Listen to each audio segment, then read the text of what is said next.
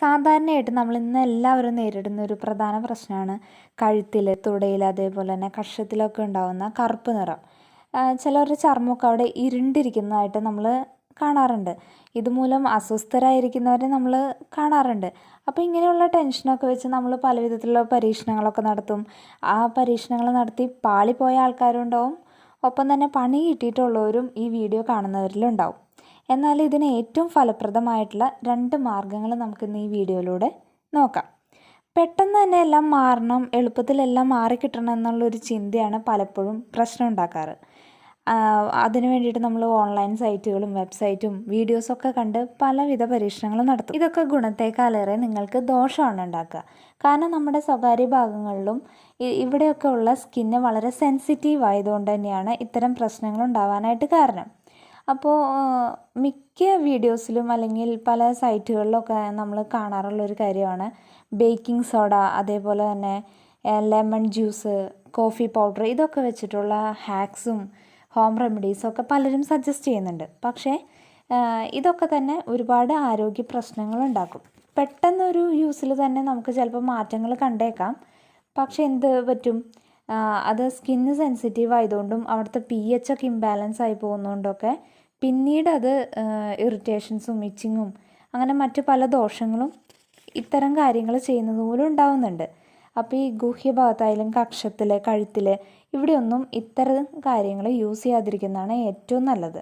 Coffee powder, അതേപോലെ നാരങ്ങ നീര്, ബേക്കിംഗ് സോഡ, ഇതുപോലുള്ള കാര്യങ്ങൾ ചില ആൾക്കാർക്ക് അലർജിക്കാവും. പിന്നെ ചില ആൾക്കാർ ടൂത്ത് പേസ്റ്റ് യൂസ് ചെയ്യുന്ന ഒരു റെമഡിയും പറഞ്ഞു കേൾക്കുന്നുണ്ട്. അത് ഒരു വിധത്തിലും ഈ ബേക്കിംഗ് സോഡയും ടൂത്ത് പേസ്റ്റും ഒന്നും തന്നെ യൂസ് ചെയ്യാൻ പാടില്ല. കാരണം അത് വളരെ നമ്മുടെ സ്കിന്നിന് ദോഷമാണ് ചെയ്യുക. അപ്പോൾ അങ്ങനെയുള്ള കാര്യങ്ങളൊന്നും ഫോളോ ചെയ്യാതിരിക്കുക. കൃത്യമായിട്ട് അറിയാത്ത ഒരു കാര്യം പരീക്ഷിച്ചിട്ട് മറ്റു ദോഷങ്ങൾ ഉണ്ടാക്കുന്നതിനേക്കാൾ നല്ലത് ശ്രദ്ധയോടെ ഇത്തരം കാര്യങ്ങളെ കൈകാര്യം ചെയ്യുന്നതാണ്. അപ്പോൾ ഇന്നത്തെ വീഡിയോയിൽ നമുക്ക് വളരെ പെട്ടെന്ന് തന്നെ ചെയ്യാൻ പറ്റുന്ന 2 ഹോം റെമഡീസ് നമുക്ക് നോക്കാം. നമ്മളിവിടെ പറയാൻ പോകുന്ന 2 ഹോം റെമഡീസിൽ ഏതെങ്കിലും ഒന്ന് നിങ്ങൾക്ക് സൗകര്യപ്രദമായിട്ട് നിങ്ങൾക്കെടുത്ത് ചെയ്യാം. അതിൽ ഏതെങ്കിലും ഒന്ന് കണ്ടിന്യൂസ് ആയിട്ട് ചെയ്താൽ മതി. അത് ചെയ്യുമ്പോൾ ഒരു 3 മാസമെങ്കിലും കണ്ടിന്യൂസ് ആയിട്ട് ചെയ്തതിന് ശേഷം മാത്രമേ നല്ലൊരു റിസൾട്ട് അതിന് കിട്ടുകയുള്ളൂ. പെട്ടെന്ന് ഉടനടി ഒരു റിസൾട്ട് വേണമെന്ന് വിചാരിച്ചു കഴിഞ്ഞാൽ നമുക്കതിനൊന്നും കൃത്യമായിട്ടൊരു റിസൾട്ട് കിട്ടില്ല. ഒരു ദിവസം കൊണ്ടോ ഒരാഴ്ച കൊണ്ടോ ഒക്കെ പെട്ടെന്ന് ഇൻസ്റ്റൻ്റായിട്ട് റിസൾട്ട് കിട്ടുമെന്ന് പലരും പറയും, അല്ലെങ്കിൽ നമ്മൾ പല പരസ്യങ്ങളും കാണുമായിരിക്കും. പക്ഷെ അതിനൊന്നും പെർമനൻ്റ് ആയിട്ടുള്ളൊരു റിസൾട്ട് നമുക്ക് കിട്ടില്ല.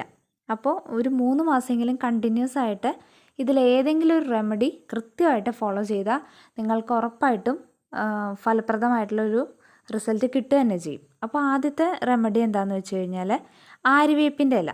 നമ്മുടെ നാട്ടിലൊക്കെ സുലഭമായിട്ട് കിട്ടുന്നതാണ് ആര്യവേപ്പിൻ്റെ ഇല. അത് പറിച്ചെടുത്തിട്ട് അത് നല്ല വൃത്തിയായിട്ട് കഴുകുക. എന്നിട്ട് തണലത്ത് വെച്ചിട്ട് അത് ഉണക്കിയെടുക്കുക. ഉണക്കിയതിന് ശേഷം നന്നായിട്ട് ഫൈനായിട്ട് നല്ല നൈസായിട്ട് അത് പൊടിച്ചെടുക്കുക. പൊടിച്ചെടുത്തതിന് ശേഷം നമുക്കത് ടിന്നിലൊക്കെ കുറച്ച് കാലം നമുക്കത് കേടുകൂടാതെ സൂക്ഷിക്കാനായിട്ട് പറ്റും.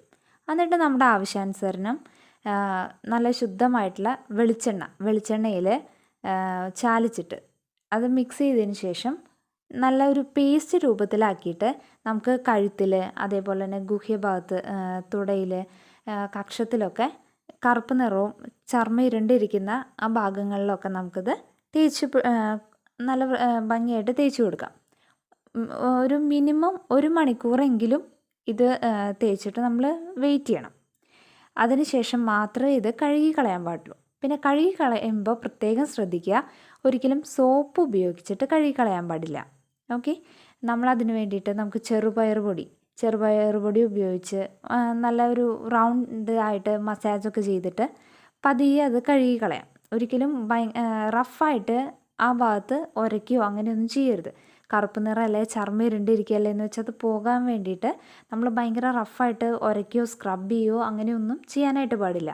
സോപ്പ് ഉപയോഗിക്കരുതെന്ന് പറയാൻ കാരണം അതിൻ്റെ pH ലെവൽ, നമ്മുടെ അവിടുത്തെ സ്കിൻസൊക്കെ വളരെ സെൻസിറ്റീവാണ്. അപ്പോൾ pH ലെവൽ വേരി ചെയ്യാൻ ചാൻസ് ഉള്ളതുകൊണ്ട് തന്നെ മാർക്കറ്റിൽ അവൈലബിൾ ആയിട്ടുള്ള നല്ല സുഗന്ധമുള്ള അത്തരത്തിലുള്ള സോപ്പുകളൊന്നും യൂസ് ചെയ്യാതിരിക്കുന്നതായിരിക്കും ഏറ്റവും നല്ലത്. ഇനി മറ്റൊരു ഹോം റെമഡി എന്ന് പറഞ്ഞാൽ വളരെ ഈസി ആയിട്ട് നമുക്ക് ചെയ്തെടുക്കാൻ പറ്റുന്നതാണ്. വീട്ടിൽ പാലും തൈരും ഒക്കെ നമ്മുടെ വീട്ടിൽ ഇഷ്ടം പോലെ ഉണ്ടാവും. അപ്പോൾ നമ്മൾ ചെയ്യേണ്ടത് എന്താണെന്ന് വെച്ച് കഴിഞ്ഞാൽ ഒരു ഗ്ലാസ് പാലെടുക്കുക, അതിലേക്ക് ഒരു ഗ്ലാസ് വാട്ടർ ആഡ് ചെയ്യുക, എന്നിട്ട് അത് നന്നായിട്ട് കാച്ചുക.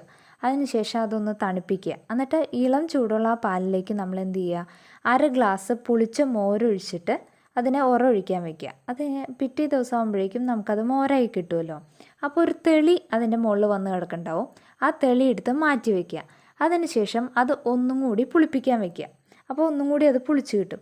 അതിനുശേഷം നമുക്ക് ആ ഒരു തെളിയിലേക്ക് കടലമാവോ അതല്ലെങ്കിൽ അരിപ്പൊടിയോ ചേർത്തിട്ട് നന്നായി മിക്സ് ചെയ്ത് ഒരു പേസ്റ്റ് പരുവത്തിലാക്കിയിട്ട് നമുക്ക് ഈ കറുത്ത പാടുകളുള്ളിടത്ത് അല്ലെങ്കിൽ ഇരുണ്ട ചർമ്മമുള്ളിടത്തൊക്കെ കഴുത്തിലും കക്ഷത്തിലും അതേപോലെ തുടയിലൊക്കെ ആയിട്ട് നമുക്ക് പുരട്ടി കൊടുക്കാം. അത് പേസ്റ്റായിട്ട് ചെയ്യേണ്ടവർക്ക് അങ്ങനെ ചെയ്യാം, അല്ലെങ്കിൽ ചെറിയൊരു ലിക്വിഡ് രൂപത്തിലായിട്ടും നമുക്ക് എന്ത് ചെയ്യാം, ഇതേപോലെ പുരട്ടി കൊടുക്കാം.